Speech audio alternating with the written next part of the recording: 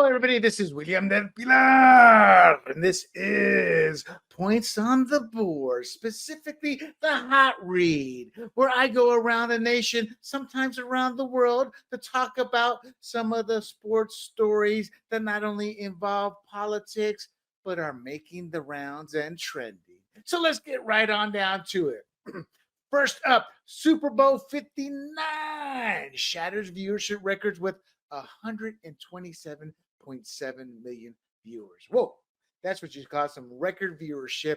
That was across Fox's broadcast networks and various streaming platforms, according to Nielsen ratings. It made it the most watched Super Bowl and single network telecast in TV history. However, what I found that was pretty impressive was the streaming impact. It was not only broadcast on national, or rather traditional TV, but also available on streaming platforms like Tubi at 4K.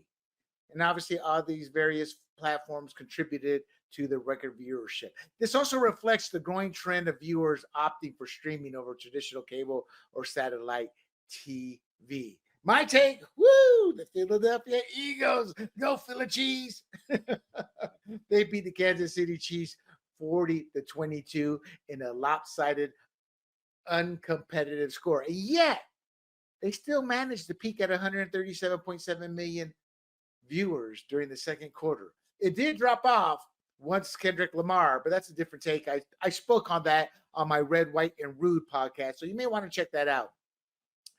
But it was also broadcast in Spanish. So they said it was a big hit, but it was only 1.9 million combined viewers between Fox Deportes and Telemundo, which tells me all this we're going to enter the Latin American market is nothing but brouhaha. You know, people are going to say, well, this indicates a strategy to expand the NFL's audience by catering to Hispanic viewers. Well, this Latino does not see that happen. Yo no quiero mirar fútbol, quiero mirar soccer. Actually, they tell me it's not soccer, it's football. When I was in Panama for the Super Bowl one year, I couldn't find it anywhere. Why? Panama was in a championship match, soccer-wise. So advertisers paid up to $8 million for a 30-second spot during the game. Woo! I remember when $5 million was like lights out. Now it's $8 million. I tell you, the commercials really don't move the needle, and they're more for branding. That's why you no longer see startups with deep pockets. You know, I remember this one startup, we put all our money into this commercial. Please support us. Yeah, they went under. My take overall, commercials, over 50 of them, I think. 8 of them I found decent. So it wasn't a big hit, but it's still popular. It's America's game. It will continue. Kudos to the NFL. Kudos to Patrick Mahomes for being a class act in how he handled the loss. Moving on. Patrick Mahomes Sr., speaking of the Mahomes, and John Rocker clash on Bourbon Street during Super Bowl week. Let's set the scene here, my friends. The incident took place amidst the festivities of Super Bowl week in New Orleans, specifically on the famous or infamous Bourbon Street. Patrick Mahomes, the father of Chiefs quarterback Patrick Mahomes. I think it's Patrick Mahomes the second or third, and he's Patrick Mahomes. I don't know. But they clashed with John Rocker, an ex-good old boy MLB player known for controversial statements. So it was the nature of the confrontation. Look, here's what happened. It got significant enough that bystanders intervened to prevent it from turning physical. And I saw the two, man. It would have been a beat down by Rocker on Mahomes. But Mahomes looks 80. You know, it was captured on video, and obviously it went viral. So what triggered it, we're not sure. But Rocker looked to be approaching Mahomes Sr. and attempted to shake his hand. And Mahomes Sr. reacted aggressively. And then words were exchanged. There's been some rumors, but nothing concrete. Look, Rocker threw obscenities at him. Yeah, hint. We know where that was going. But I looked for the video, and I couldn't find or hear what was exactly said. Some support Mahomes Sr., others support Rocker. I don't support either one. That's why you don't drink. I don't drink anymore and go out in public like that. I'm not 12, you know. It's like act like grown men. It was obvious the liquor in Rocker was getting to him, but there was no violence. Nothing was done. But it did bring attention to Rocker's history and adds a notable side story. And Mahomes, it's sad. I felt bad for him. Because when I looked it up, all that came up was DUI. And I'm like, oh, God. Poor guy's in a no-win situation here. And I don't care who was at fault. It's just a bad situation. Let's hope it does not happen again. And let's hope Mahomes Sr. stays off the sauce. And let's hope Rocker gets some friends to say, bro, don't be drinking and acting like a fool. Moving on. There's a Super Bowl murder update. It was a tragic end to what is, I guess, a promising journalist. I don't know. I'd never heard of him, but they say he was a promising journalist, so God bless him. Adan Manzano, 27-year-old Telemundo reporter from Kansas City, was found dead in his hotel room at the Comfort Suites in Kenner, Louisiana on February 5th. So this is about a week old, but there's an update to it. He was covering the Super Bowl. They got a suspect. Her name is Danette Colbert. She's known as the Bourbon Street Hustler. 45-year-old woman. 27-year-old, 45? Bro. 45-year-old woman with an extensive criminal history. She's been implicated in the death. And you're going to see how it's a terrible accident. I mean, bad woman, but she didn't mean to kill him based on the story. In my interpretation, she's been linked to similar crimes involving drugging and theft. In essence, she drugs the guy she's with and then rips him off. She rolls him. She allegedly entered Manzano's room, stole his credit card, and used it at multiple stores in New Orleans. Security footage has confirmed her presence in the hotel room. She faces numerous charges, including theft, fraud, and robbery. More charges could be added based off the toxicology report to determine if Manzano was drugged. I believe he was probably drugged and rolled, and she OD'd him. She has a history of crimes like this in Vegas involving drugging and theft. So it doesn't take a rocket scientist to figure this out. I'm sure any Democrat could figure it out too. Oh yeah, I said it. I went there. What's sad here is Manzano, look, he's 27 years old. He saw an opportunity. Hey, you're going to have the pleasure of the flesh here. Just like any other sailor at that age, which included me at the time, But what's sad here is he had a young daughter. He left her behind after his wife, Ashley Boyd, died in a car accident the previous year. Now the child's orphan. Hey, that's a Latino family. There's going to be somebody there to help out. But it's sad. Let's move on to something more lighthearted. When Viagra sponsors your love life, Bill Belichick and Hudson make headlines. Belichick is 72 years old. And what's his girl's name? Oh, my God. What's his girl? Hudson's her last name. I have it here somewhere. Hold on one second. Hold on. Let me find it. I knew I had it in here somewhere. Jordan Hudson. I'm like, where's it at? Where's it at? Anyway, she's 24. Belichick is 72. Holy mackerel. 48-year age difference. She's old enough to be his grandfather. He's old enough to be her grandfather. Obviously, the couple made waves at the NFL honors in New Orleans where the 48-year difference was a major talking point given the backdrop of the event celebrating football. Actually, it's a testosterone event, the Super Bowl is. So all the guys, envious and jealous and proud. And Bill Belichick is their hero. While every woman looks at him and goes, he must have a big wallet. And what was memorable was Snoop Dogg. He hosted an event and he didn't miss the chance to crack a joke about their age during his monologue. And I quote, I remember back when Bill Belichick's girlfriend wasn't even born yet. It wasn't a great joke, but it just hit at the right moment. So obviously you're going to get a bunch of reactions in today's social media world. Supportive comments, criticizing the dynamics of their relationship. But this is what the public eats up. They even appeared in the a Super Bowl commercial, the Dunkin' Super Bowl 2025 commercial with Ben and Casey Affleck. So that's who that was. Casey Affleck. Did not know that. It didn't make my top 10 list. That's on this latest episode of Points on the Board. Check it out. And there were some engagement rumors when they thought they saw her wearing a big old diamond ring, but it was later clarified to be her cheerleading ring, her cheerleading championship ring, not an engagement. Man, don't get married, either one of you. I mean, you're going to be taking care of him with Depends diapers in about 10 years, young woman, and you'll be in your mid-30s. Oh, I guess you still have a few years left. I'm being sarcastic here. Yeah. Okay, enough of Bill Belichick. Some sad news, but Virginia Halas McCaskey, Bears matriarch, passes at 102. I said the but because she died at 102. She lived a great life. It's the end of an era.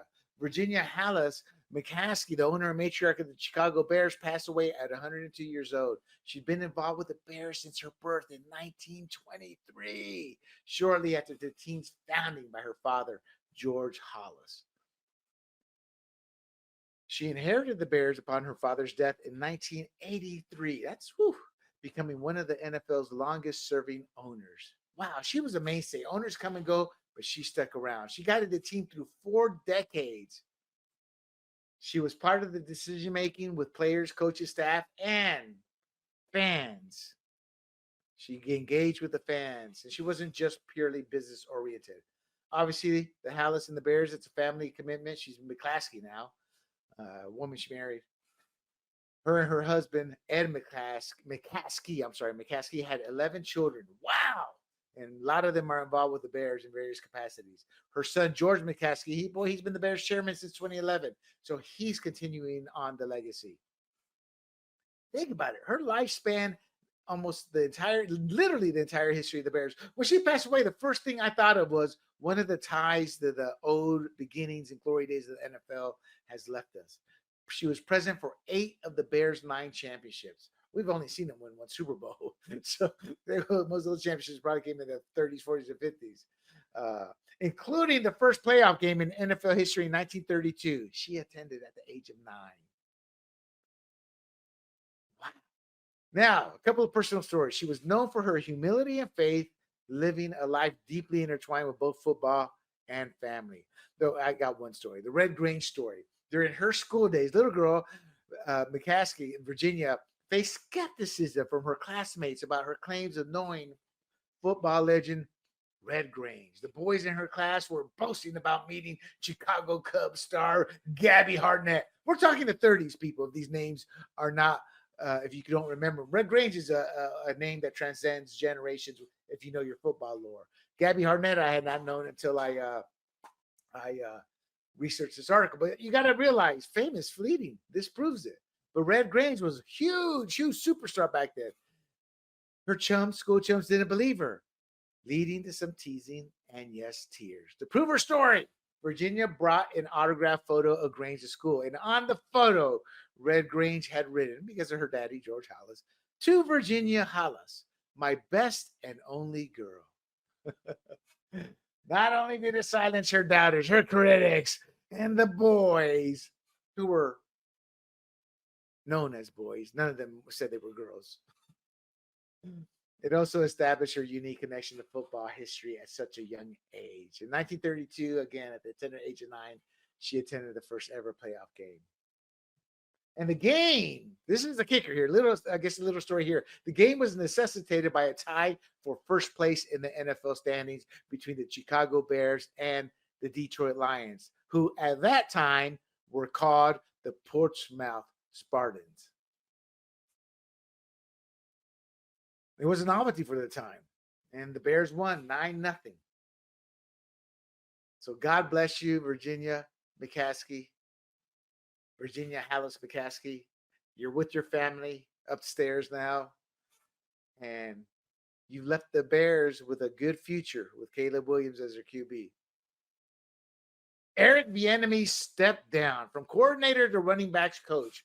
Look, Eric Bieniemy, he agreed to a deal with the Chicago Bears to become their new running backs coach. I think that's how he started out, and that's a shift from high-profile positions. He's been demoted from an OC, offensive coordinator. He served as OC for the Chiefs, where he helped orchestrate. He didn't help orchestrate.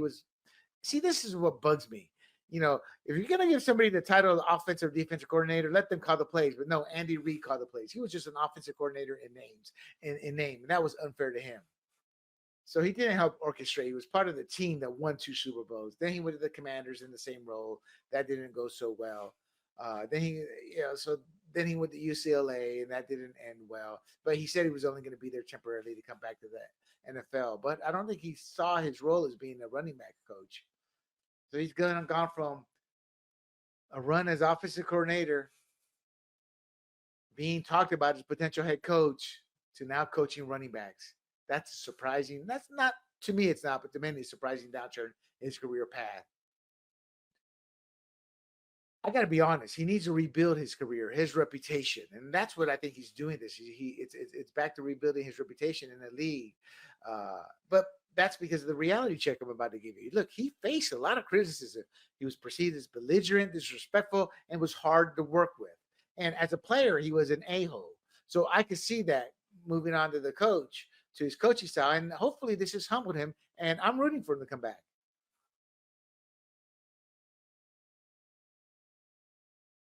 Ohtani's ex-interpreter sentenced in massive gambling scandal. Ipe Mizuhara, the former interpreter for Dodgers superstar Shohei Ohtani, better known as Showtime, or maybe it's Showtani, was sentenced to nearly 5 years in prison for stealing close to 17 million in pay off his, or 17 million of Ohtani's money to pay off gambling debts. For 2 years, Mizuhara placed about 19,000 bets, losing a total of 40 million, with bets ranging from $10 to 160,000. Wow, he impersonated Ohtani multiple times to authorize wild transfers without Ohtani's knowledge or consent. He was ordered to pay over 18 million in restitution.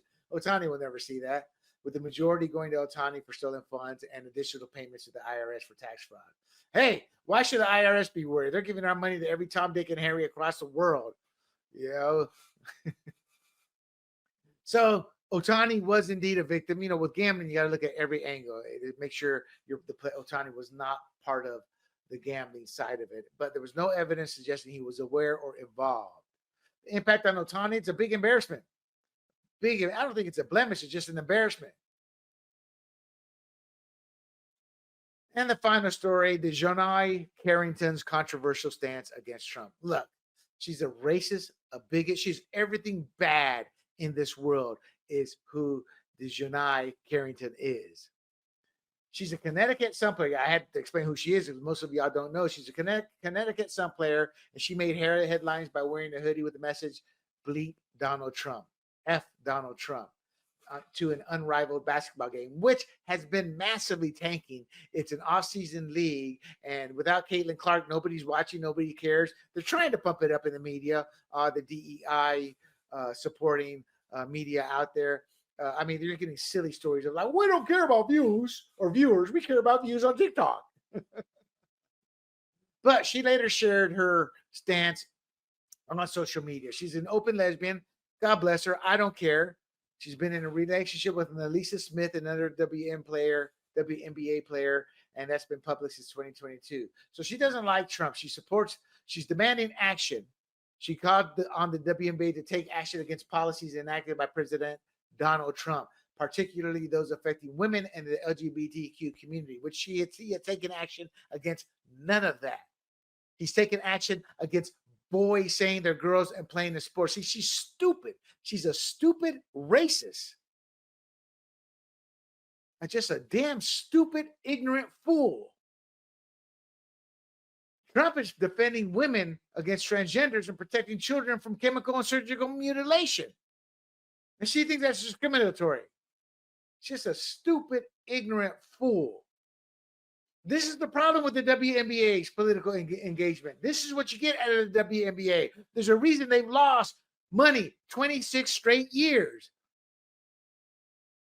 They use that platform, the players, to address social issues. And it's a league filled heavily with lesbian, heavily with Democrats, heavily Democrat-leaning ideology, and very, very heavily racist. And she has gotten and deserved the public backlash she's experienced.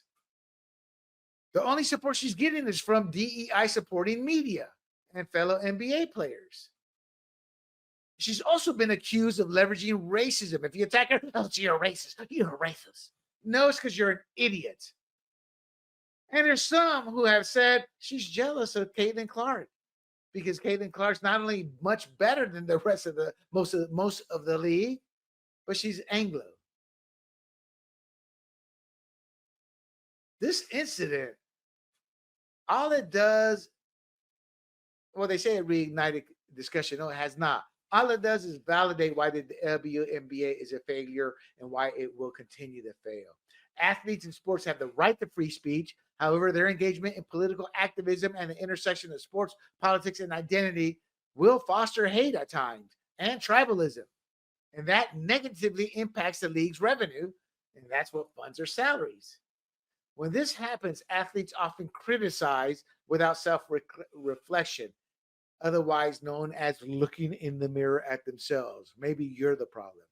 So the WNBA, instead of addressing the root issue, tends to complicate matters by claiming it's complex. No, it's not complex. And the reason they placate the players is because they're not footing the bills. The NBA ownership is what pretty much pays the WNBA bills. That will come to an end sooner than later at this point. And there you have it, my friends. Keep your eyes peeled for more of the hot read. You can find the hot read on Points on the Board, my podcast that talks about politics and the intersection it has with sports. But we also talk sports at times, but keep your eyes peeled for that. The hot read is part of that show. Every so often we'll peel it off on its own. So do not forget to like and share this clip, and make sure you check out grumblingsmedia.com for this podcast and my other shows where I dive into conservative politics with Fired Up and Fired Up California.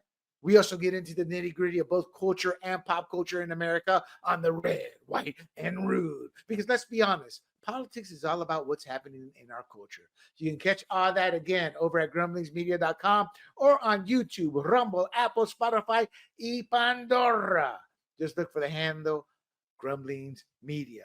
I am William Del Pilar for the Hot Read on Points on the Board. Until next time, I bid you Hey everybody, this is Big John from Grumblings Media, and I just want to say thank you for watching our content. If you want to support our efforts here at Grumblings Media, just smash the subscribe button right here, totally free, or just go ahead and consume more of our great content. Click either one of these two boxes.